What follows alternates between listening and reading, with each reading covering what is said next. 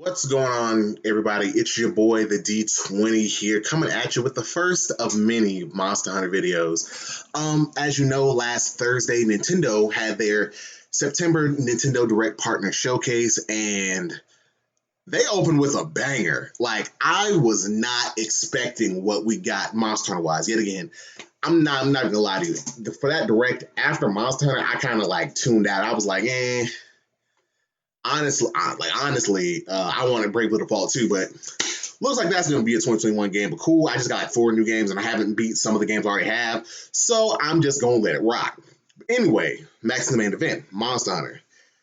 The Direct Partner Showcase opened up with the trailer for what looks like is going to be Monster Hunter Portable 5th. For Monster Hunter Rise. Now, I'm not gonna lie to you. When I first that morning, or was it that morning or the day before, I'd seen from my Nintendo News, because I followed them on Facebook and Twitter, that somebody had predicted Monster Hunter Rise. Somebody had leaked it. No screenshots or anything, but just leaked the name Monster Hunter Rise. Now, when I saw that, I'm like, I was skeptical, because it's like, okay, it's either gonna be one or two things. It's gonna be complete bullshit because the name is so out of left field from Monster Hunter.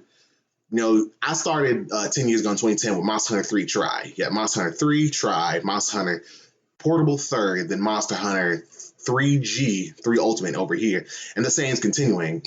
Even with the last one on Switch, Monster Hunter Generations and Generations Ultimate. So, yeah, just the thought of this game coming out, just the name of the game, kind of threw me for a loop, not gonna lie, but I'm gonna, hey, name or not doesn't really matter. It's a mainline Monster Hunter game, and that's what I'm loving. Because that was the other possibility. I thought, it was like, okay, Monster Hunter Rise, no number then G, no G or anything like that. It's probably gonna be a Monster Hunter Stories, which we did get, which I'm not gonna lie, doesn't look bad. But I've never played those games, so that one I may or may not pick up or whatever. But that's not here what we're here to discuss. We're just here to discuss Monster Hunter Rise. And without further ado, just like, if you want the short version, I was blown away. Like, I was like, this is ridiculous. Because when I saw the trailer, I saw the dog running. Honestly, I thought it was an Okami sequel. I'm like, okay, a blue dog. I'm like a dog running through like a Japanese-esque space. I'm thinking Okami too. So I'm like, okay, I like the first Okami, never finished it, speaking of which I gotta get on the Switch. But I was like, okay, this looks like it could be good. But nobody.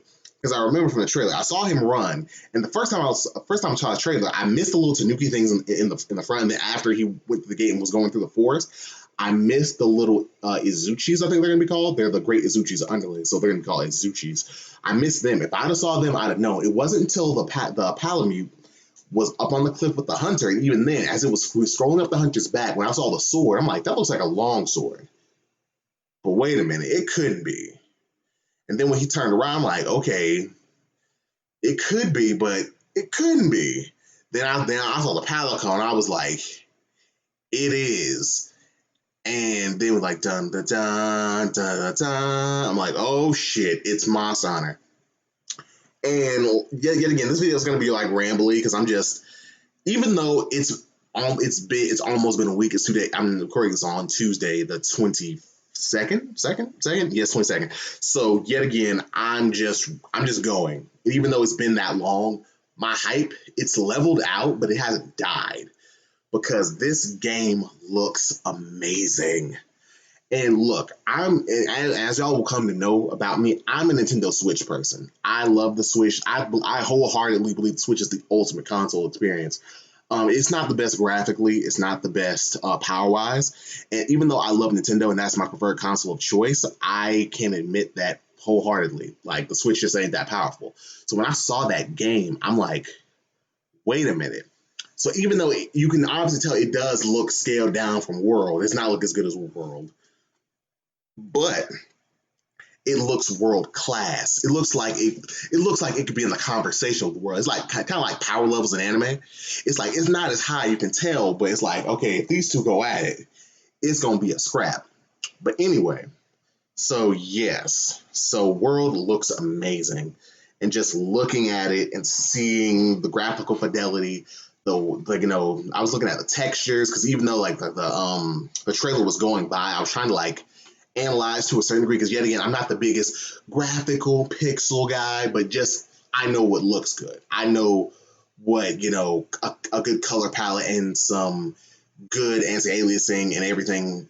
For the most part, I can tell a good looking game when I see it, and the game looks gorgeous. I think, and I'm going out on a limb here, that may be one of, if not the best looking game on Switch.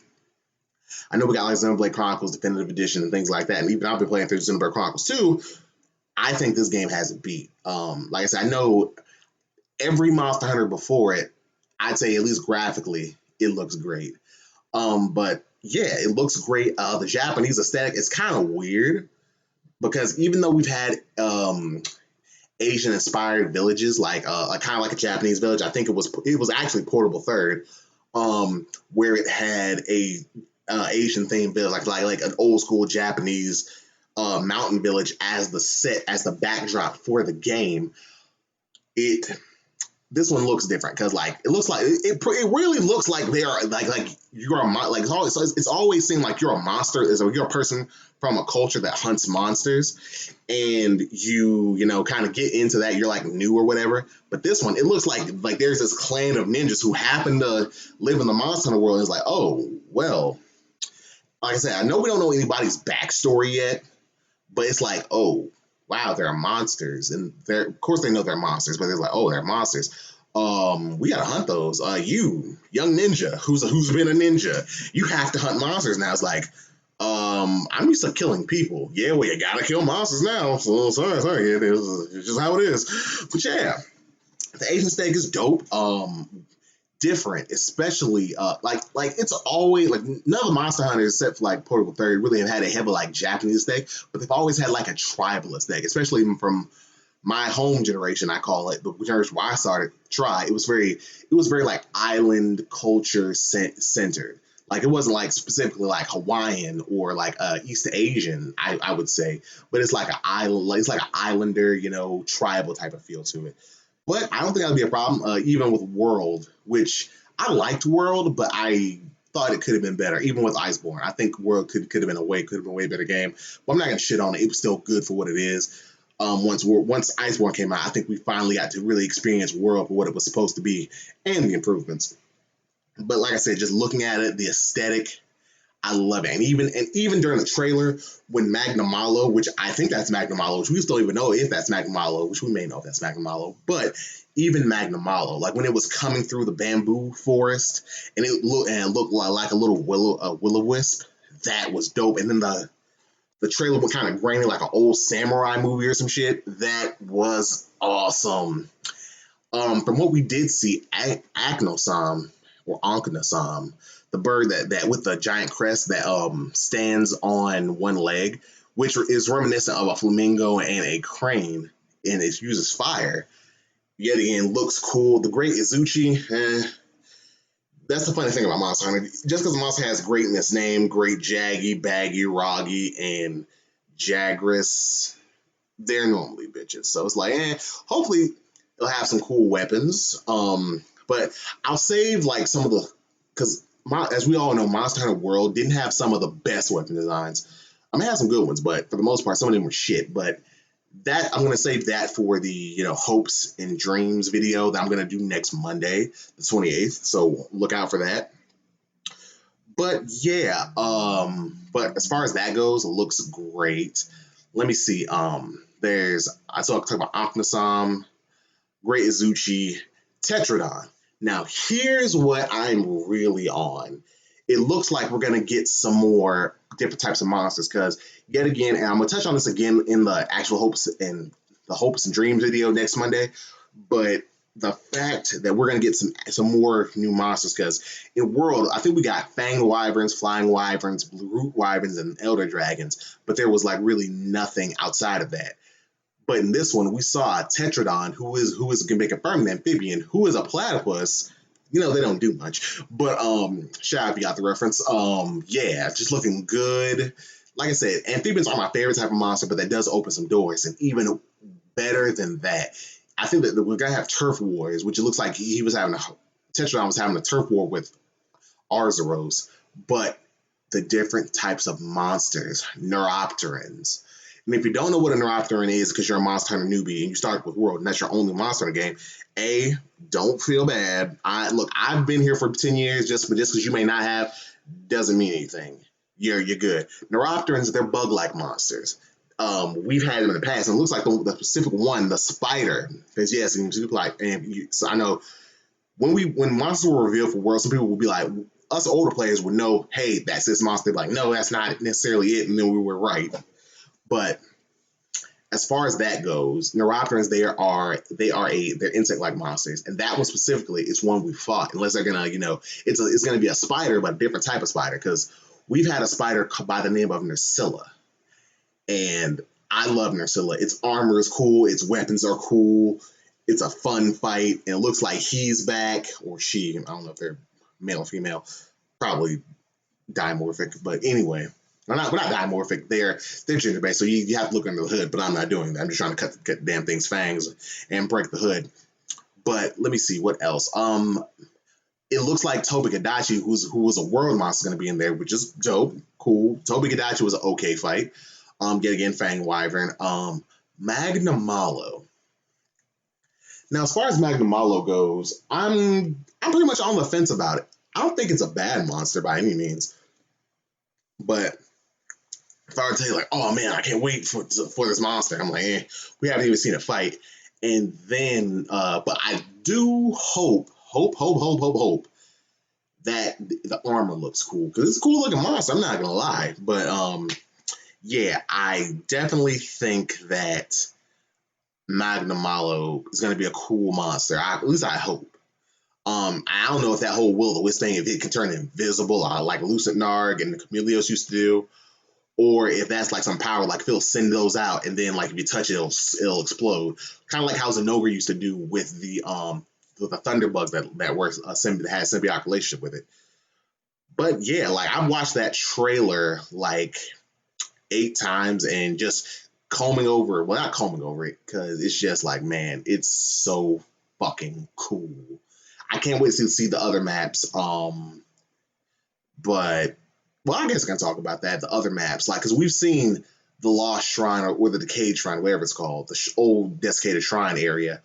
And it looks pretty good. And from what they say, we're gonna take the world path when it comes to maps, which pretty much means that it's gonna be one giant area that you can explore freely without loading screens in between.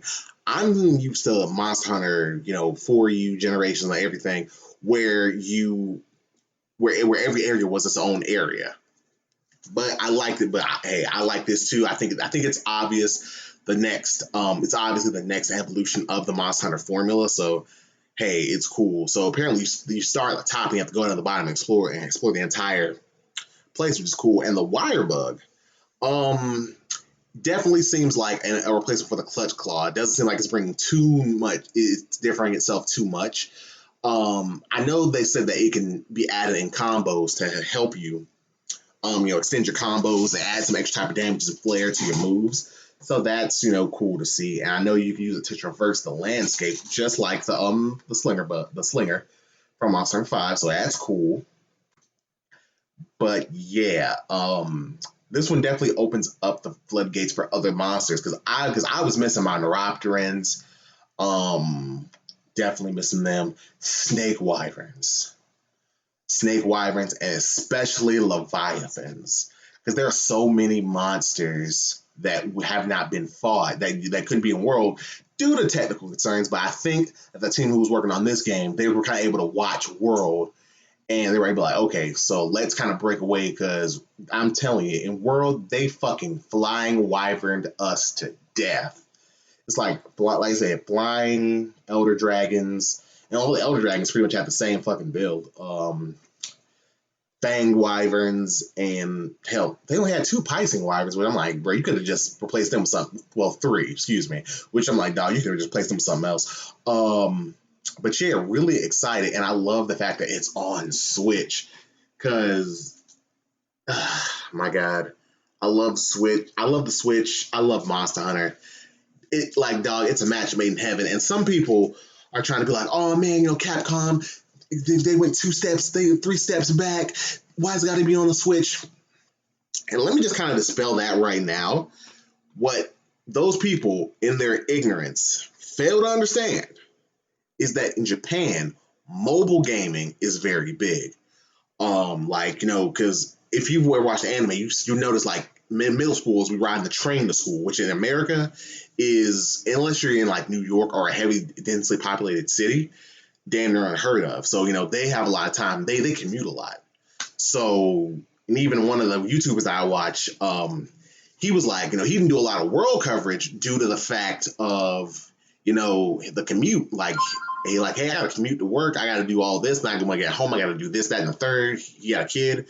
So it's like, with a lot of Japanese people, they're like on the go a lot. So when they're riding the train, riding the bus, or even just out and about, with them, they can just pop open they can pop their Switch on and play some Rise. So them saying it's 2 steps back. No, it's not. This Monster Hunter was made for them, which I think also kind of explains the heavily Japanese tones of this game. It's like, hey, World, like in my heart of hearts, I believe that World in and of itself was made to appeal to a Western audience, which I don't think they needed to do. I think they should have just, put all this marketing power that they use for World, they done this sooner. I think Monster Hunter really would have popped sooner. But hey, it's cool. Monster Hunter's getting the shine it deserves, so I'm not tripping. But yeah, so just to kind of spell that, it's not 2 steps back. This shit is going to do numbers in Japan. On top of that, the Switch is a smash hit. I think it had the highest, the best audience out of any console ever, if not just this generation. So it's like, yeah, they want portable games. And since Nintendo looks like they're going to stick with the hybrid model, like you can have it at home and you can have it on the go model of gaming, Monster Hunter is always going to have a home on their consoles. If not the main Monster Hunter generation, they're always going to have a place, like for the Ultimate version, if not just the main version, and just with the G versions, the side games. Monster Hunter's got to be on the Switch because of the Japanese culture and how they prize portable gaming. It's just a thing. So hopefully, like if you were one of those people, this kind of enlightens you. Like I said, I'm not an expert, but like I said, I watch people who are actually in Japan and they like, yeah, we're portable people, and that just allows more. Like even me, like if I go to work because I have a commute, which I drive, but anyway. Like when I drive to work and I get there early or I'm on my break, I can't take my PS4. I take my Switch. I'm like, okay, I got about 20 or so minutes. I can knock out a couple of gathering quests, maybe a quick hunt, go look at what I got to forage, and just do stuff that I can't do on the PS4. You can't lug a PS4 around everywhere. It's just not happening. But yeah. Let me see. I'm trying to think about anything else. I mean, they got multiple editions. I'm just gonna get the base edition, honestly, and I'm gonna pre-order this. Yeah, I had a funny story about having to go like 3 stores to get a copy of Super Mario 3D All Stars. So I'm definitely going to be pre-ordering this one. I might do it through Amazon. I'll probably do it through Amazon. Yeah, I'll probably do it through Amazon. But yeah, so. But yeah, that's just my general thoughts on Monster Hunter Rise. I'm really excited. I'm glad to see that Monster Hunter, has a home on Switch and they have a way to make it look good. That this Monster Hunter will be part of that move forward for Monster Hunter. It's not going to be like because even I have to admit that going from Generations Ultimate, which I do, I honestly I do like more than World. Going from Generations Ultimate, then going to World Iceborne. It's kind of jarring. I mean, I've gotten used to it, but it's jarring. Just the graphical difference. But going from World Iceborne to Rise, it's like, hey, yet again, it's going to be a downgrade. More powerful consoles, all that, but it's going to be doable. It's going to be more. It's going to be less jarring because it's actually in the same ballpark. But yeah, like I said, this was just a quick discussion to get my thoughts out there. I'm definitely going to be doing hopes and dreams, which I was going to combine these videos. I'm like, let me just stretch them out. But yeah, I'm definitely going to be doing that hopes and dreams about all the monsters I want back, features I want back, things like of that nature. So if you like this video, definitely keep an eye out for that. And, definitely hit the like button if you like what you heard or you're interested in what's to come. Also, what do you think about the trailer? Do you still think that, going to the Switch is a step back, or do you understand the move that was made? Let me know in the comment section below. Yet again, this has been your boy, the D20, signing out. See you guys.